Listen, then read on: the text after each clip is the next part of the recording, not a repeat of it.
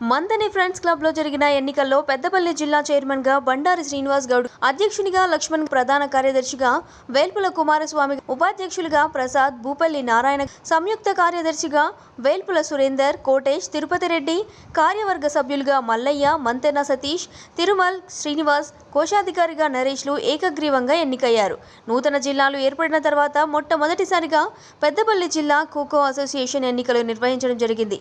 ఈ ఎన్నికలకు కన్నూరు శ్రీహరి ఎన్నికల అధికారిగా వ్యవహరించగా, ఖోఖో మాజీ కార్యదర్శి నీతి కృష్ణమూర్తి, రాష్ట్ర ఖోఖో సంఘ referee board chairman Sadanandam, convener Suryaprakash గారి పర్యవేక్షణలో ఈ అసోసియేషన్ ఎన్నికల నిర్వహించడం జరిగింది.